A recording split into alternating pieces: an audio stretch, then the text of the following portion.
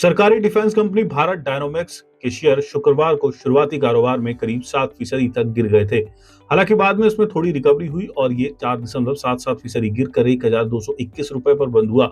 मार्च तिमाही के कमजोर नतीजों के बाद दो प्रमुख ब्रोकरेज फर्म मोतीलाल ओसवाल और नुवामा इंस्टीट्यूशनल इक्विटीज ने डिफेंस कंपनी पर अपना नजरिया घटा दिया है।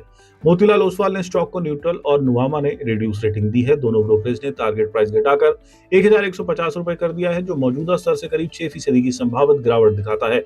ब्रोकरेज की सबसे बड़ी चिंता भारत डायनामिक्स की मजबूत ऑर्डर बुक और कमजोर वित्तीय प्रदर्शन के बीच बढ़ता अंतर है।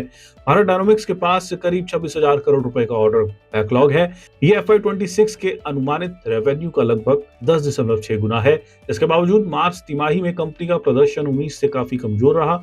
नुवामा के मुताबिक कंपनी का रेवेन्यू EBITDA और PAT बाजार अनुमानों से क्रमशः 76%, 87% और 69% कम रहा। चौथी तिमाही में रेवेन्यू 73% गिरकर सिर्फ 480 करोड़ रुपए रहा। वहीं EBITDA मार्जिन घटकर 11.5% पर आ गया। मोतीलाल ओसवाल ने भी कहा कि कंपनी का एग्जीक्यूशन उम्मीद से काफी धीमा रहा।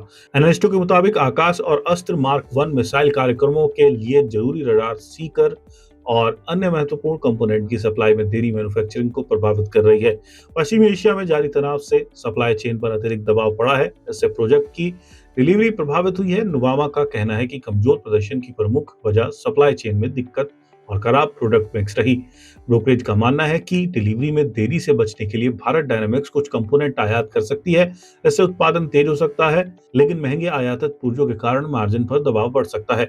कमजोर तिमाही के बाद मोतीलाल ओसवाल FY27 और FY28 के लिए आय अनुमान क्रमशः 25% और 28% घटाए हैं। वहीं नुवामा ने FY27 और FY28 के अनुमान 48% और 40% तक कम कर दिए हैं।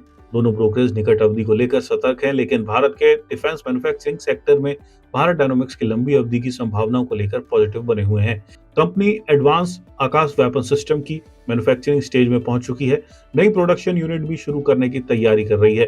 फिलहाल निवेशकों की नजर इस बात पर रहेगी कि कंपनी अपनी बड़ी ऑर्डर बुक को असल रेवेन्यू और प्रॉफिट में कितनी तेजी से बदल पाती है।